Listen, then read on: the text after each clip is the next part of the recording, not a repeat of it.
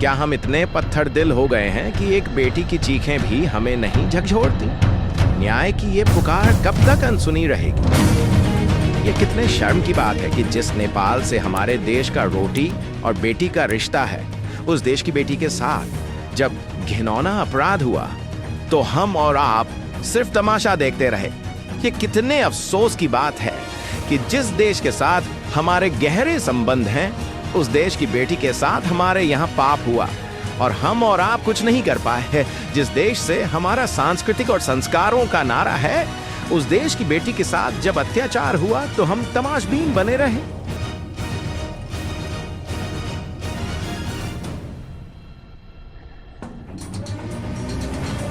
कि IIT university में नेपाल की बेटी पढ़ने आई थी, कुछ बनने के लिए आई थी, बेहतरी के ख्वाब बुनने आई थी, मगर एक आवारा बदमिजाज लड़के की वह शिकार हो गई।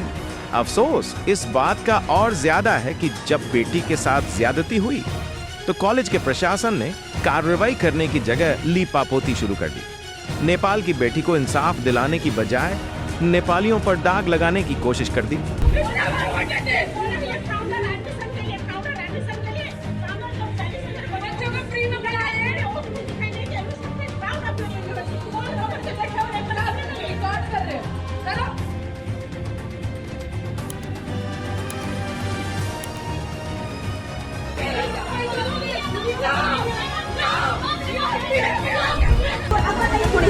क्यों ये वीडियो क्यों बना रहे हो? क्यों नहीं बनाऊं?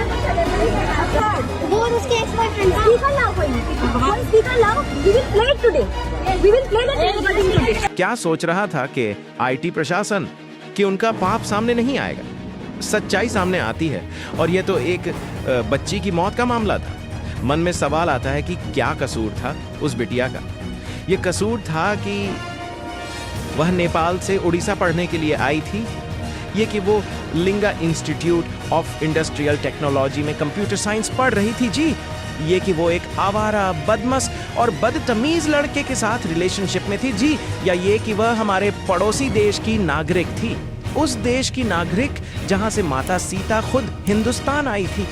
सच कहे तो कोई कसूर नहीं उस बेटी का। ऐसा कोई कसूर नहीं है जिसके लिए प्रकृति को अपनी जान गंवानी पड़ती, मगर उसे जान गंवानी पड़ी। लेकिन प्रकृति की मौत के बाद जो कुछ हुआ वो और ज्यादा हैरान करने वाला था। प्रकृति की मौत के बाद पर्देदारी का एक ऐसा खेल शुरू हुआ जिसमें मौत किस वजह से हुई, किस कंडीशन में हुई, जिम्मेदार कौन है, कसूरवार कौन है, इन सारी बातों को हटाकर यूनिवर्सिटी प्रशासन का शर्मनाक, नाकाबिले बर्दाश्त रवैया देखकर आज 14 करोड़ हिंदुस्तानी शर्मसार है। प्रकृति की संदिग्ध मौत के बाद के आईआईटी ने नेपाल के सारे छात्रों को बंधक बना लिया, उनके मोबाइल फोन छीन लिए ताकि इस मौत के बारे में किसी और को बता ना सके। कहा जाता है कि उन्हें मारकर भगाया गया, कहा गया अपने देश चले जाओ। छात्रों ने विरोध जो किया था उसके वीडियोस देखकर हम सब शर्मसार। अब यह जो वीडियो हम आपको दिखाने वाले हैं, इसे देखकर हमें हिंदुस्तानी होने पर शर्म आ रही कि ऐसे लोग भी हमारे देश में रहते हैं। 40,000 बच्चों को आदमी खिला रहा है, बढ़ा रहा है। तुम्हारे कंट्री का उतना बजट होगा। ओडिशा के आईआईटी की यह 2 प्रोफेसर हैं। पहली का नाम है मंजूषा पांडे। मंजूषा नेपाली छात्रों से कहती हैं कि 40,000 छात्रों को मुफ्त में खाना खिलाती है। 40,000 बच्चों को खिला रहा है, पढ़ा रहा है, फ्री में बिठा के। तुम्हारे कंट्री का उतना बजट होगा, उतना बजट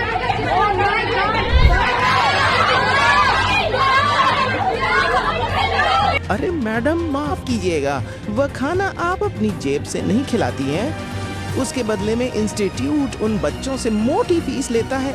जिस हॉस्टल में रहते हैं उसकी फीस देते हैं। आप इस भ्रम से निकल जाइए कि आप अपनी जेब से इनको खाना खिला रही हैं। और दूसरी प्रोफेसर वो इनसे भी 4 कदम आगे, नाम है जयंती नाथ। नेपाल के छात्रों को बता रही हैं कि जितना वह छात्रों को खाना खिला रही हैं वो उनके देश नेपाल के बजट के बराबर है। तुम्हारा कंट्री का उतना बजट होगा। सच कहे तो यकीन नहीं हो पा रहा कि किसी प्रोफेसर की सोच इतनी छोटी, घटिया कैसे हो सकती है।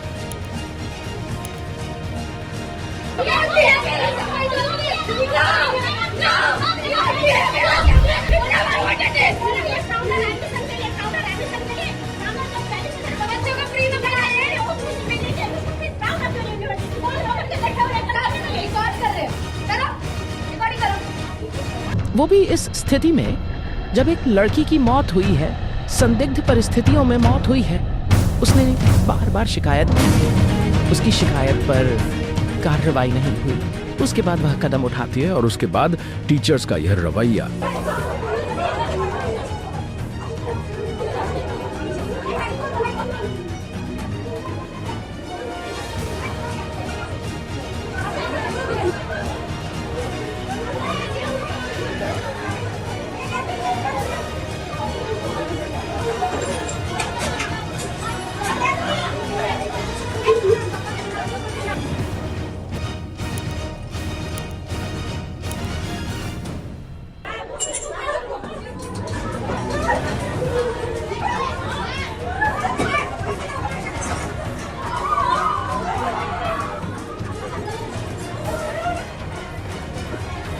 बाकी जो छात्र थे उनके मन में जो भय निकला, उसे समाप्त करने की जगह पर सच को छिपाने की ऐसी निम्न स्तरीय कोशिश, अपराध की पड़ताल करने की बजाय उन्हें औकात दिखाने की कोशिश।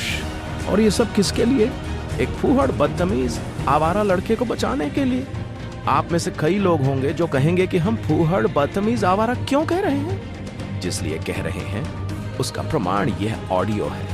माफ कर दो, मेरे मुंह मत लग बता रहा, कुछ उल्टा सीधा कर दूंगा। पूरा दिन शांति से रात जब आती है, माफ मांग, चीज को समझ निकाल। यहां से सच कहे तो ये ऑडियो हम सुना नहीं सकते, क्योंकि इस ऑडियो को सुनकर आपका खून खोल उठेगा। इस ऑडियो में यह लड़का धारा प्रवाह गालियां दे रहा है, फिर भी बीप बीप लगाकर कुछ कुछ आपको समझाने की कोशिश करते हैं ताकि आप असलियत समझ सकें। दिन शादी जब आती चली आती है, मेरी मेहनत कर क्या? माफी मांग प्रकृति, मेरे मुंह मत यार।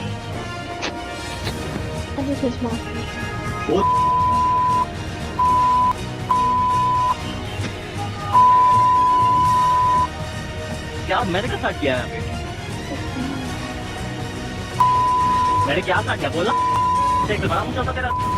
अच्छा कॉल करने का सिर्फ इसलिए कॉल सोच लेता हूँ तेरे बारे में, वही मैं समझ लेता हूँ। तेरा पूरा दिन मेरा सुकून से गया था। जरा सी चीज होती, तेरी कुछ नहीं अकल में आया, तूने कुछ नहीं सीखा। यार के बीच में हाँ मैं अपने आप को सही करूंगी, मैं अपने आप को शांत करूंगी, कुछ नहीं कर पाई। हम बोल दिया क्या बेकार है भाई, मैंने तेरा क्यों मेरे मुंह लग प्रकृति को गंदी गंदी गालियां दे रहे इस लड़के का नाम अद्वैत श्रीवास्तव है। मुझ माफ कर दो, मेरे मुंह मत लग, मैं बता रहा, उल्टा सीधा कर दूंगा। ये वही लड़का है जिसकी वजह से आज यूनिवर्सिटी पर सवाल है। भारत नेपाल के रिश्तों में तकरार जैसी स्थिति हो गई है और 140 करोड़ हिंदुस्तानियों को नेपाल की जनता शक की नजर से देख रही है कि क्या यही वही हिंदुस्तान है जिसके साथ रोटी और बेटी का रिश्ता था, जो राम सीता के रिश्तों का गुणगान करके अपनी सांस्कृतिक विरासत को साझा करने की बात करता था। इनकी वजह से हिंदुस्तान का नाम खराब था और आज हिंदुस्तान में किसी को भी इनके साथ खड़ा नहीं होना चाहिए। यह बताया जाता है कि यह लड़का एक अय्याश किस्म का लड़का है। गंदी गंदी गालियां देना इसके फितरत में है। लखनऊ का रहने वाला है। ऑडियो में प्रकृति को गंदी गंदी गालियां दे रहा है। उससे माफी मांगने के लिए कहता है। लड़की माफी मांग लेती है, इसके बावजूद धारा प्रवाह गालियां देता है। लड़की के भाई की माने तो अद्वैत लड़की को लगातार परेशान कर रहा था, ब्लैकमेल कर रहा था और इसी के बाद तंग आकर कथित तौर पर प्रकृति ने अपनी जिंदगी को समाप्त कर लिया। हैरानी की बात यह कि एक लड़की की जान जाती है, लेकिन कि IIT प्रशासन लीपापोती में जुट जाता है। न सोशल मीडिया के युग में इतना आसान कहां है। अच्छे लोग हर जगह होते हैं। लोगों ने आवाज उठाई और नतीजा कि अब एक्शन शुरू हुआ। नेपाली छात्रों को हॉस्टल से बाहर भगाने वाले के IIT के मानव संसाधन महानिदेशक शिवानंद मिश्रा, निदेशक प्रताप कुमार, छात्रावास निदेशक कुमार रह, सुरक्षा गार्ड रमाकांत, सुरक्षा गार्ड जोगेंद्र को गिरफ्तार किया गया। हालांकि इन सबको जमानत। सो रहे थे, 9 बजे का टाइम था, 4-5 लेडी कांस्टेबल गए। वो लोग एकदम से दरवाजा पीट रहे हैं और बोल रहे हैं कि तुम लोग हॉस्टल खाली करो, 2 मिनट में कपड़ा पैक करके जितना है सब निकलो। हम लोग यहाँ सब किड के स्टूडेंट, रात को हम लोग को सुबह सबको निकाल दिया गया है। हॉस्टल में घुस के रूम में जाके अनाधुन सबको मारा गया है।